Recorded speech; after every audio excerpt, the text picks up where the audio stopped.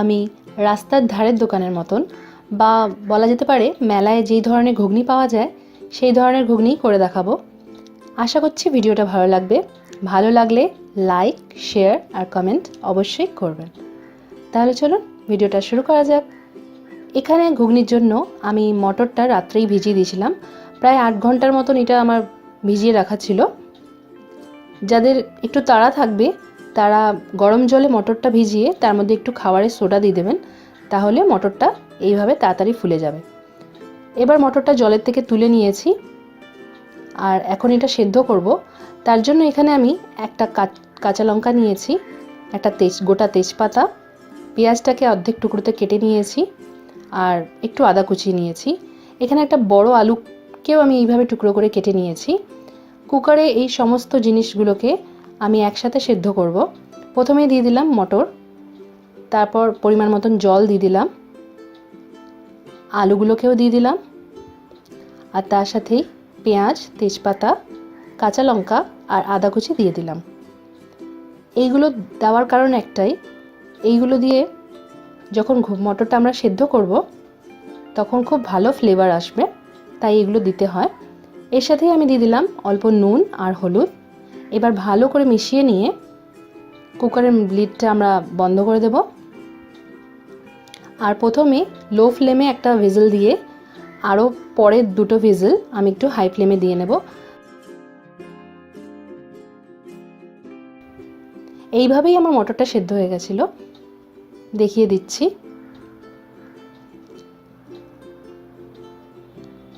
এইভাবে হাতে নিয়ে দেখলে মটরটা দেখে গোটা মনে হচ্ছে, অথচ টিপলেই এইভাবে একদম মিশে যাবে।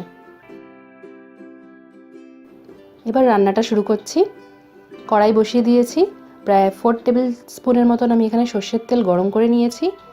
তার মধ্যেই প্রথমে দিলাম একটা তেজপাতা ছিঁড়ে দিয়েছি আর তার সাথে পেঁয়াজ কুচি দিয়ে দিলাম। এখানে একটা বড় পেঁয়াজ কুচি করে দিয়েছি। পেঁয়াজটাকে ভালো করে লালচে করে ভেজে নিতে হবে।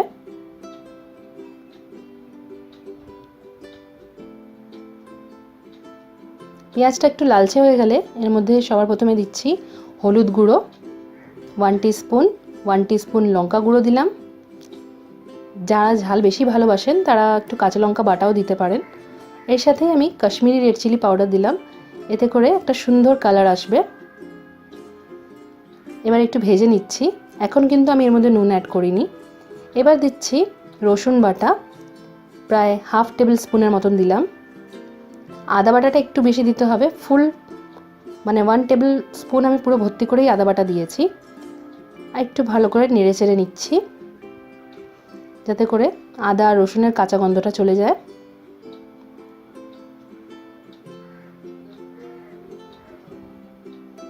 এবার আমি এর মধ্যে নুন দিয়ে দিলাম। নুন যেহেতু আমার ঘুগনির মটরের মধ্যেও সেদ্ধ করার সময় দেওয়া আছে, সেই বুঝেই আমি এর মধ্যে নুনটা দিলাম।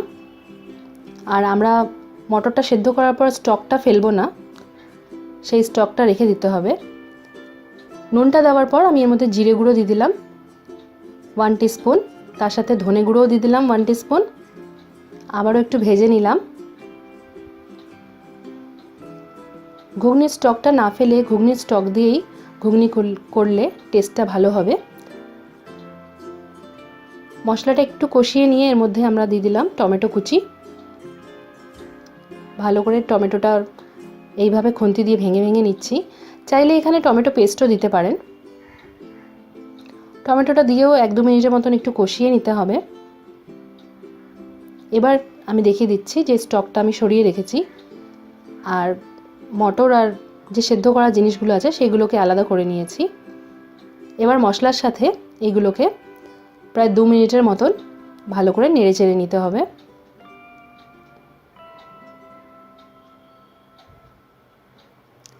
সম্পূর্ণ রান্নাটা আমি মিডিয়াম ফ্লেমেই করেছি।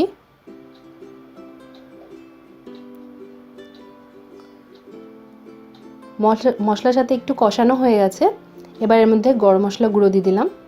এটা ঘরে তৈরি গরম মশলা গুঁড়ো, তাই অল্প দিয়েছি। বাইরের গরম মশলা গুঁড়ো আরেকটু বেশি দিতে পারেন। ভালো করে মিশিয়ে নিচ্ছি। তারপর এর মধ্যে দেব স্টকটা। স্টকটা যেহেতু আমরা আদা, কাঁচা লঙ্কা এইসবের সাথে সেদ্ধ করেছিলাম, তাই স্টকের মধ্যে খুব সুন্দর একটা গন্ধ হয়ে যায়। আর এবার ঢাকা চাপা দিয়ে প্রায় 5 মিনিটের মতন ভালোভাবে ফুটিয়ে নিয়েছি। ঘুগনিটা একদম রেডি। চাইলে অল্প চিনিও অ্যাড করতে পারেন, তবে ঘুগনিটা একটু ঝাল ঝাল নোনতাই ভালো লাগে।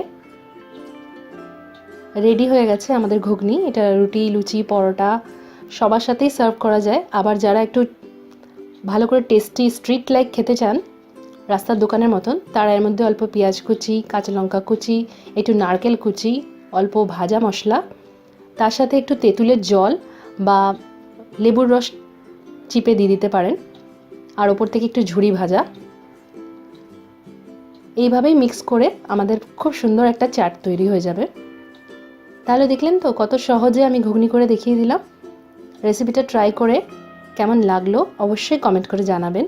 আর যারা ফার্স্ট টাইম চ্যানেলটা দেখছেন, প্লিজ চ্যানেলটাকে সাবস্ক্রাইব করে নিন আর আমার পাশে থেকে আমাকে সাপোর্ট করুন। ধন্যবাদ।